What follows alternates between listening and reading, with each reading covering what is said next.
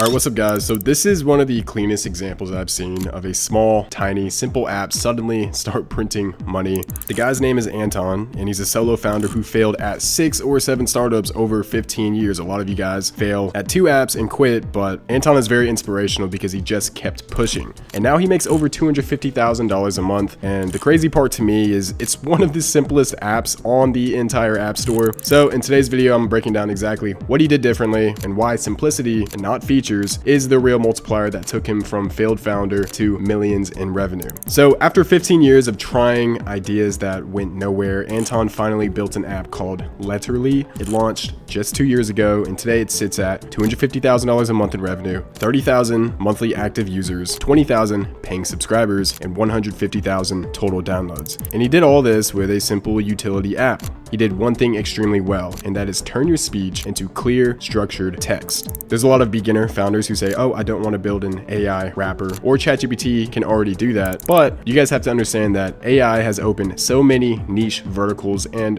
that's where you can make $10K to $250,000 a month. So I felt like I just had to say that. And another thing is most founders think they need more features, more buttons, more complexity, and Anton proved the opposite. Every point of friction kills your revenue, besides the long onboarding, which I always talk about, on how it actually increases conversions for people who already want to pay. But Anton still has a point. The more features you add, the more buttons, more complexity, it kills a lot of your revenue, and it's more maintenance for your app. So the thing that separated his app from the dozens of AI transcription tools is simplicity became the product, user experience became the competitive advantage. I'm sure Anton went to first principles and said, hey, if I was a user, how would I want the flows in this app to go? So not only that, he looked at all the existing apps, messy, clunky prototypes, and realized the tech was strong, but the experience was awful. And people didn't need more complex power, they needed fewer steps. And I do want to reference that Steve Jobs has a single rule similar to this. It's called Rule of 3 in communication and in design. So basically, Steve Jobs, he organizes content and key points into 3 parts, while in product design, he aimed for core functions to be accessible in maximum of 3 clicks to ensure simplicity. So when it comes to Anton's app, the reason it felt easier was because it was 1 tap to record, 1 tap to stop,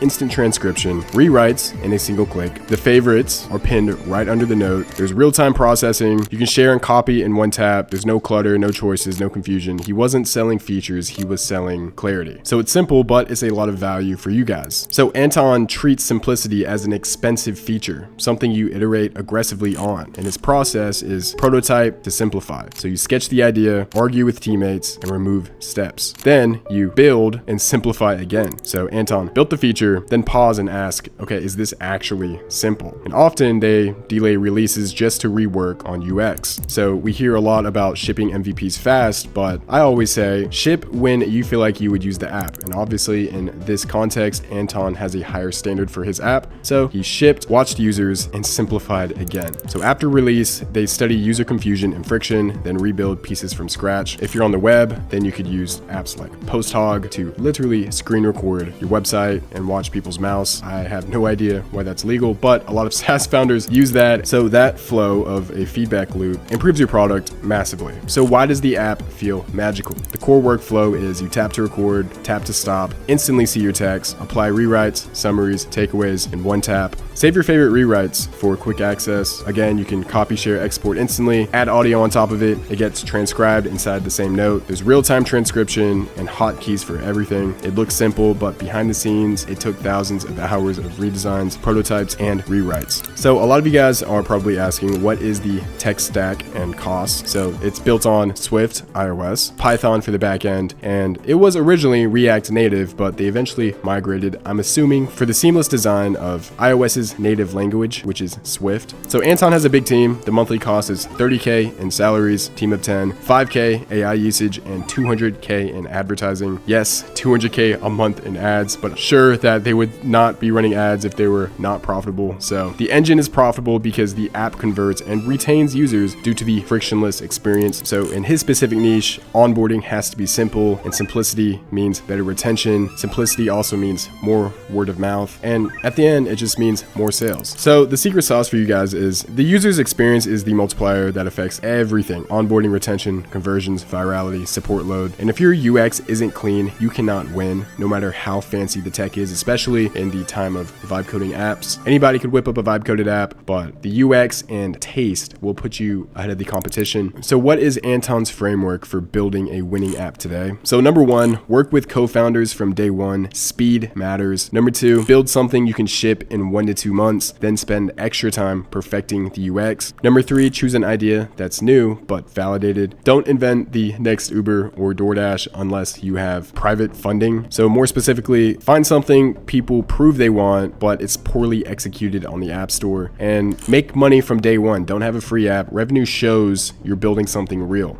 And once you see traction, go all in. Quit your job and focus. So I personally think Anton's app is the perfect example of how non-technical founders and small teams can win in massive markets. So don't reinvent, don't overbuild, don't add features, and remove friction until it feels inevitable. And I know that everything I explained was pretty simple, but that's what Anton did, and his app makes millions, and it's not super complex. They're the simple ones done extremely well. Those are the ones that will make you money. So that's it for today. Subscribe for more videos like this, and have a good one. Bye.